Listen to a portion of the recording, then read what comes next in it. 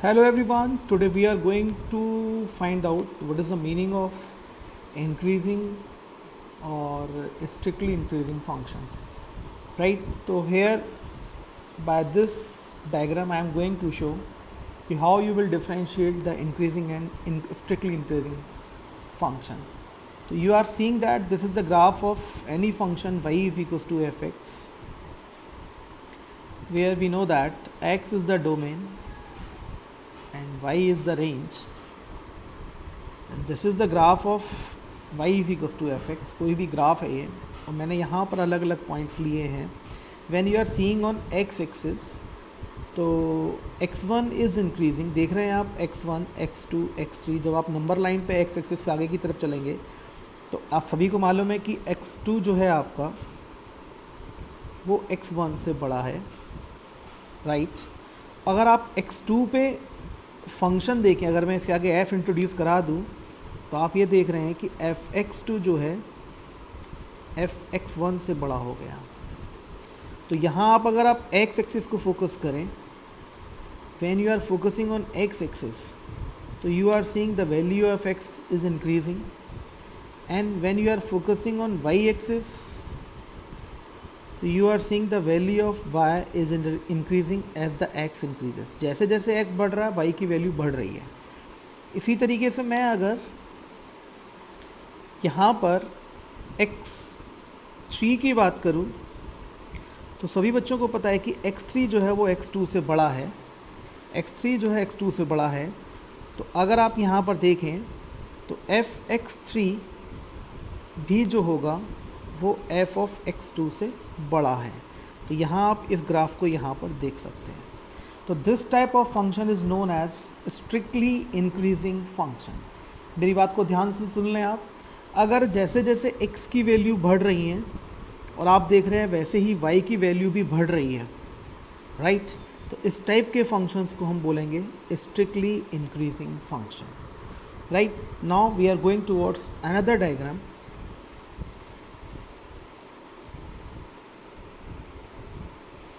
अगर मैं इसकी जगह एक और डायग्राम ले लेता हूँ, सपोज करिए कि अब मैंने जो डायग्राम लिया,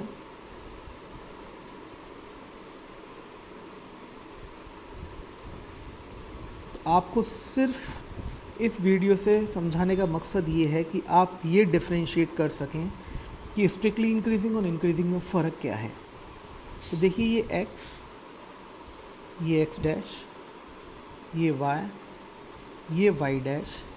अगर मैं एक ग्राफ को इस तरीके से प्लॉट कर दूं, अब आप यहाँ देख रहे हैं कि मैंने यहाँ पर एक पॉइंट लिया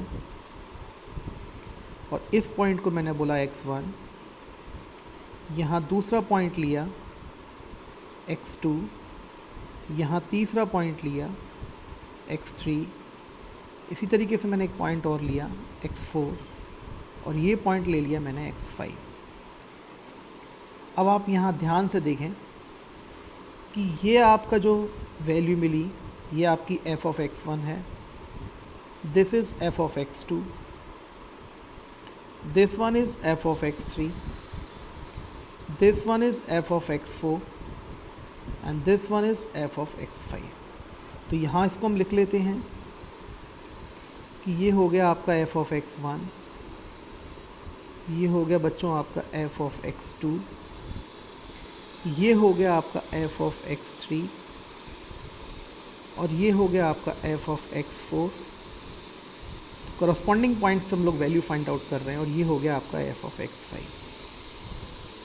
तो यहाँ पे आपने क्या देखा कि जो x2 है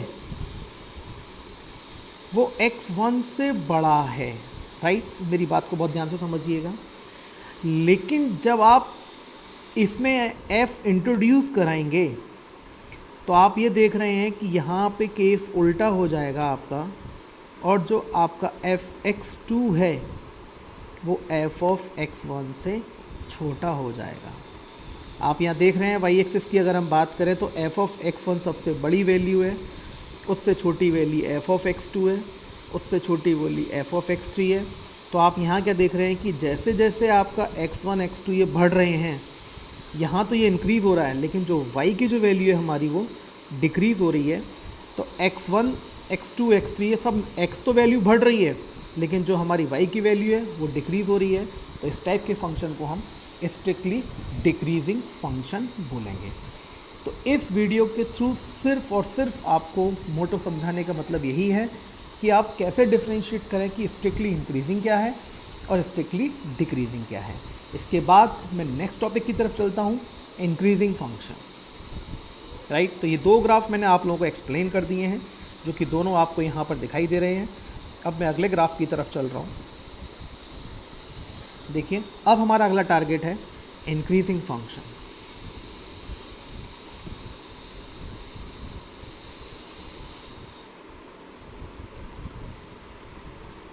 और अगली वीडियो में हम लोग इस कॉन्सेप्ट के क्वेश्चंस को सॉल्व करना सीखेंगे।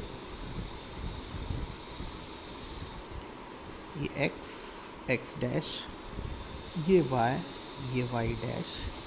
अब आप यहाँ थोड़ी देर ध्यान से देखें कि मैंने किसी फंक्शन का ग्राफ प्लॉट किया और आपको समझना क्या है उस चीज़ को। बहुत ध्यान से देखिएगा ग्राफ को कि ये ग्राफ किसी फंक्शन का है y = f(x) का। तो मैं यहाँ पे आपको समझाना क्या चाह रहा हूँ कि हमारा जो ग्राफ है वो यहाँ से शुरू हुआ, फिर यहाँ पे देखें आप, अगले एक और पॉइंट पे देखें आप। ठीक, तो इस तरीके से मेरे को यहाँ पे ये पॉइंट मेरा x1 है, ये पॉइंट मेरा x2 है, ये पॉइंट मेरा x3 है, ये मेरा fx1 है, ये मेरा fx2 है, ये मेरा fx3 है। तो ये आपका f(x1) हुआ, ये आपका f(x2) हुआ और ये आपका f(x3) हुआ। ठीक है बच्चों, अगर मैं थोड़ा सा आगे और चलता हूँ तो देखिए मेरे को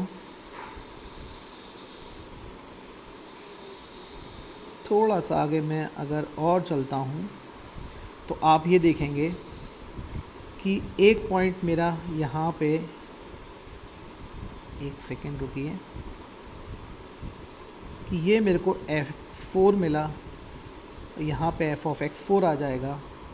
लेकिन आप इस पॉइंट के बाद कंसीडर करें तो आप ये देख रहे हैं कि ये ग्राफ हमारा जो है कुछ देर के लिए यहाँ पे इस पॉइंट से इस पॉइंट तक होल्ड हो गया है। कहने का मतलब ये कि जो ग्राफ के अंदर की ग्रोथ है वो रुक गई है और वो कुछ देर के लिए आपका, अगर मैं इस पॉइंट को x4 कंसीडर करूं और इस पॉइंट को मैं x8 कंसीडर कर लूं, तो आप यहाँ देख रहे हैं कि डिफरेंट पॉइंट्स पे जो वैल्यू है y की वो कांस्टेंट हो गई है, वो इंक्रीज़ नहीं हुई है।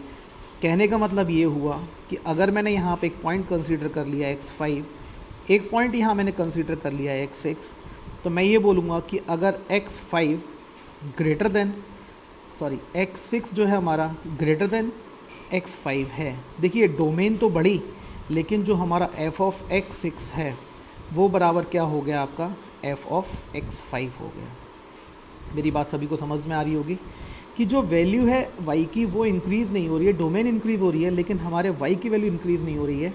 तो हम ये बोलेंगे कि फंक्शन इस पॉइंट से लेके इस पॉइंट तक कांस्टेंट हुआ और वापस से उसके बाद फंक्शन ने फिर से स्लाइटली बढ़ना शुरू कर दिया। तो इस टाइप के ग्राफ को हम बोलेंगे increasing function.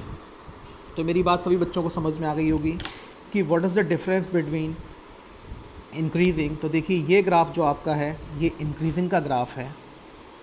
This is the graph of increasing, ये मैंने यहाँ लिख दिया। ठीक है बच्चों, और जो अगला ग्राफ मैंने आपको प्लॉट करके दिखाया, देखिए थोड़ा सा छोटा हो गया यहाँ पे ये, तो यहाँ आप सब लोग समझने की कोशिश करेंगे। और जो नेक्स्ट ग्राफ मैंने आपको शो किया वो ग्राफ आपका ये है। तो यहाँ आप इस ग्राफ को ठीक से देखेंगे तो ये ग्राफ जो आपका है वो है आपका स्ट्रिक्टली इंक्रीजिंग फंक्शन। ठीक है बच्चों, this is the graph of strictly increasing. उसके बाद अगले ग्राफ पे हम पहुंचेंगे। तो this is the graph of strictly decreasing, ठीक है। और इसके बाद हम अगले ग्राफ की तरफ चलें तो ये ग्राफ हो गया हमारा इंक्रीजिंग फंक्शन का ग्राफ है ये हमारे पास। तो यहाँ तक मैंने आपको स्ट्रिक्टली इंक्रीजिंग, स्ट्रिक्टली डिक्रीजिंग और इंक्रीजिंग फंक्शन के बारे में बता दिया। अब बात आती है नाइदर इंक्रीजिंग नॉट डिक्रीजिंग, इसका मतलब क्या है। तो देखिए वो मैं आपको अगले ग्राफ से समझाने जा रहा हूँ। तो यहाँ मैंने नेक्स्ट ग्राफ जो लिया आपका,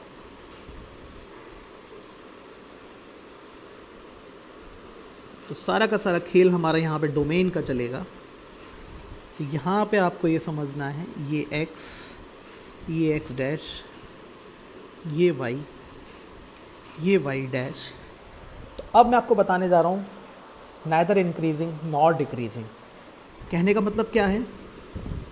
तो देखिए अगर मैं साइन के ग्राफ को प्लॉट करूँ तो सभी बच्चों को मालूम है कि साइन फंक्शन का जो ग्राफ है वो इस तरीके से चलता है, और ये ग्राफ आपका यहाँ पे डाउनवर्ड भी जाएगा और इस तरीके से ग्राफ चलता चला जाएगा। तो आप सभी बच्चे देख रहे हैं यहाँ पे कि अगर मैं इस फंक्शन की बात इस पॉइंट से लेके इस पॉइंट तक करूँ तो आप सभी को दिख रहा है कि ये फंक्शन यहाँ से यहाँ तक के बीच में स्ट्रिक्टली इंक्रीजिंग है, देखिएगा ध्यान से, ठीक है। लेकिन मैं अगर इसी ग्राफ की बात करूँ आपसे इस पॉइंट से इस पॉइंट के बीच में, तो कहने का मतलब ये हुआ यहाँ पे ये पॉइंट है आपका, ये आपका हो गया पाई कॉमा 0, और यहाँ पे ये पॉइंट आपका है ये हो गया 0 कॉमा 0। तो अगर आपसे पूछा जाए 0 से पाई के बीच में क्या हुआ, तो आप सभी को मालूम है कि ये 0 से पाई के बीच में ग्राफ बढ़ा भी है और गिरा भी है। और जबकि हम बात क्या कर रहे हैं स्ट्रिक्टली इंक्रीजिंग, स्ट्रिक्टली डिक्रीजिंग और इंक्रीजिंग और डिक्रीजिंग फंक्शन, तो we are seeing in the interval 0 to pi कि ग्राफ हमारा इंक्रीज़ भी हुआ और डिक्रीज़ भी हुआ। तो therefore this is known as neither increasing not decreasing in the given interval. तो this is the motto to explain you how to differentiate between strictly increasing, strictly decreasing, increasing function, decreasing function, and neither increasing nor decreasing. And wait for the next video in which we will discuss how to find out the intervals in which the function is increasing or decreasing